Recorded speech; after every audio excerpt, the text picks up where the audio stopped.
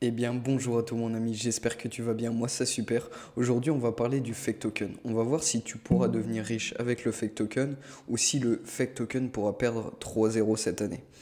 Directement, regardons le graphique. Je pense que les informations les plus importantes se trouveront dans le graphique du fake token pour savoir si réellement ça a déjà perdu beaucoup, si réellement il a déjà monté beaucoup. Enfin voilà, on va savoir toutes les informations possibles sur le fake token. Bon, directement, on peut voir que son ATH a déjà atteint 7,0. À l'heure actuelle, nous sommes à 8,0 comme tu peux le voir.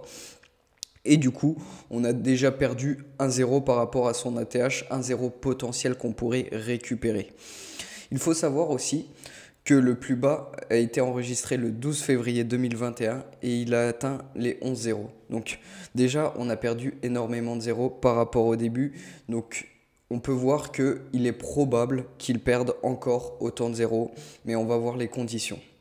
La capitalisation du token, on va se pencher sur la capitalisation pour savoir la marge un peu qui nous reste. On est sur un token avec une capitalisation de 148 millions de dollars. C'est pas énorme. Les autres crypto-monnaies tournent vers le milliard en général. Il y a réellement une marge de manœuvre par rapport au fake token, mais pour autant, pour que la capitalisation monte, il faut plus de détenteurs, plus de jetons en circulation. Du coup, ce fake token réunit 95 000 holders pour un token qui est très ancien, c'est très peu, et il a du mal à trouver ses holders tout simplement, et il a du mal à trouver son public. Pour autant, ce fake token est plein de bonnes idées. Comme tu l'auras pu le voir dans mes vidéos précédentes sur le fake token, je vous ai présenté beaucoup de fonctionnalités. Mais je dirais même que cette crypto est précurseur un peu. Certaines idées qu'a fait le fake token a été repris par d'autres crypto-monnaies en tant que mise à jour. Déjà, parlons de l'exchange. Le FakeX, c'est juste fantastique. Un, un exchange qui est ouvert à tous et à moindre coût. Il n'y a pas de commission ou quoi que ce soit pour répertorier son token. Et en plus de ça, la nouveauté qui a été le Smart DeFi. Le Smart DeFi sont des contrats intelligents qui te permettent de créer ton token rapidement et sécurisé. Il te paramètre tout, combien tu veux taxer à chaque fois, achat et vente, et tu peux tout paramétrer à peu près. Si tu veux voir plus, au sujet de ces smart défis, j'ai fait une présentation, je te la mettrai juste ici. Tu auras toutes les informations au niveau de cette smart défi. Donc du coup, ça te permet de créer un token, mais un token très rapidement. Par contre, j'ai regardé, les coûts sont relativement chers. Ils sont effectivement à 590 dollars en moyenne pour la création d'un token. Par exemple, tu veux le créer directement, c'est assez simple. Tu connectes ton wallet, tu vas pouvoir créer ton token rapidement en quelques minutes. Ensuite, il y a cette fonction de multi-blockchain. Ça a été très peu vu et ça se voit de plus en plus. Malheureusement, il y a des ponts qui se créent, mais en tout cas, ça a été l'un des précurseurs des multi-blockchains, de la communication entre plusieurs blockchains. Le fake token communique entre 5 blockchains. En tout cas, l'exchange. Et je trouve ça assez énorme qu'on puisse communiquer avec autant de blockchains et ça réunit un peu la séparation qui était marquée entre toutes ces blockchains. Le jeton en lui-même est hyper déflationniste. On n'a rien à lui reprocher. C'est un jeton qui est fait pour justement perdurer et augmenter son prix.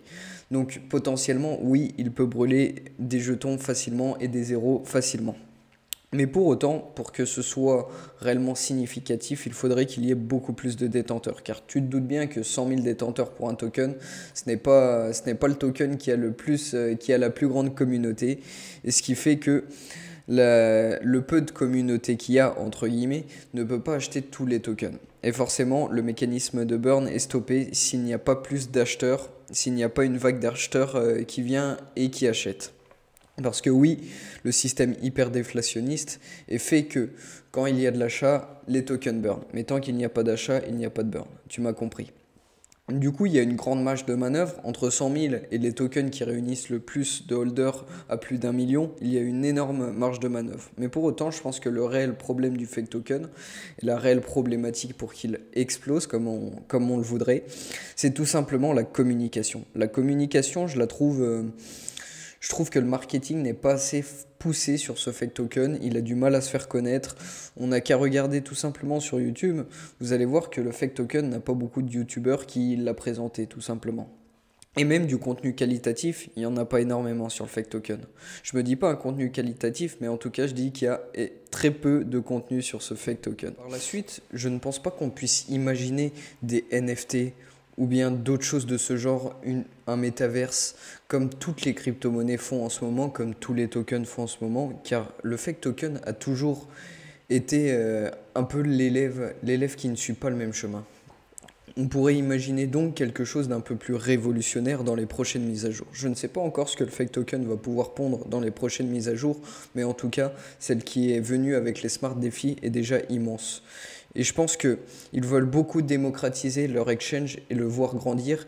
Et les mises à jour devraient venir de plus en plus sur cet exchange pour pouvoir créer une ascension au niveau de cet exchange et qu'il soit utilisé de plus en plus, non pas par les nouveaux projets, mais aussi par les crypto-monnaies qui sont un peu plus grosses. Parce que oui, le problème de cet exchange en ce moment, c'est qu'il favorise réellement les nouveaux tokens. C'est assez cool parce que forcément, dans ces tokens, il y en aura qui auront une renommée et qui exploseront forcément. Mais pour autant, on n'a pas forcément ces piliers comme le Bitcoin, l'Ethereum, etc., etc. On n'a pas forcément de grosses crypto-monnaies qui se démarquent sur cet exchange et je pense qu'il y a un réel progrès à faire sur le FEGX pour qu'il y ait une adhésion à des gros tokens, à des gros market cap qu'on puisse trader, peu importe ce qu'on veut sur cet exchange. Parce que oui, pour un débutant, il est important d'avoir accès à beaucoup de crypto-monnaies, à beaucoup de tokens sur un exchange. Et cet exchange doit être beaucoup plus sécuritaire malgré qu'il l'est, mais pour rassurer justement ces nouveaux investisseurs qui potentiellement traderaient sur cet exchange. Ensuite, comme j'ai dit, il faudrait aussi du marketing, non pas sur le token, mais aussi bel et bien sur ce FEGX, sur cet exchange, voir cet exchange un peu propulsé par des affiches, etc., etc. et promouvoir un peu l'exchange promouvoir cet exchange. On a aussi ce pont entre ETH et la BSC, la Binance Smart Chain et la blockchain de l'Ethereum qui te permet d'acheter le fake token que ce soit sur Ethereum ou sur la BSC. Et bien évidemment, il compte encore faire plus de ponts pour que le fake token soit dissipé sur beaucoup plus de blockchain. C'est réellement l'un des précurseurs des ponts. J'en avais pas vu beaucoup avant le fake. Bien sûr, il y a beaucoup de tokens maintenant qui font des ponts, mais pour autant, ça a été l'un des premiers à justement faire ce concept de pont. Alors oui, c'est un token qui a été précurseur sur beaucoup de choses, mais pour autant, ça n'a pas forcément payé. Ensuite, ce token a beaucoup d'outils, beaucoup de petites applications au niveau de Fake, Fake Track, Fake Central, Fake Scholar, Fake Radio. Bref, il y a énormément de petits outils, mais je pense que ça manque d'une application pour FakeX. Moi, je verrais bien pour l'exchange une application qui te permettrait justement que tu sois sur téléphone, je ne sais pas, dans le parc ou peu importe, que tu puisses trader de la crypto-monnaie sur cet exchange. Je pense que ça rajouterait énormément à cette crypto-monnaie, malgré que c'est un coût forcément de créer une application et tout. Tu te doutes bien qu'il faut payer des développeurs, il faut payer ci, il faut payer ça. Mais pour autant, je trouve que ça serait quelque chose de primordial pour l'exchange, pour accroître cet exchange. Je pense que cet exchange aussi a besoin de plus de visibilité. Pourquoi pas mettre des liens d'affiliation? Je ne sais pas, un YouTuber qui aurait 10% ou 15% si tu trades sur cet exchange. Et aussi, il faudrait voir plus de campagnes au niveau de l'exchange pour promouvoir. Alors, il y a plein de manières de promouvoir quelque chose, mais pour autant, c'est vrai que l'exchange ne le fait pas forcément et je trouve que c'est bien dommage. On pourrait bel et bien augmenter la visibilité du projet par rapport à du marketing et forcément ça a un coût, mais je pense que ce coût a réellement un besoin. On en a réellement besoin. Voilà, j'espère que cette vidéo t'aura plu. N'hésite pas à liker, à commenter et à t'abonner. Et je te dis à la prochaine pour une prochaine vidéo.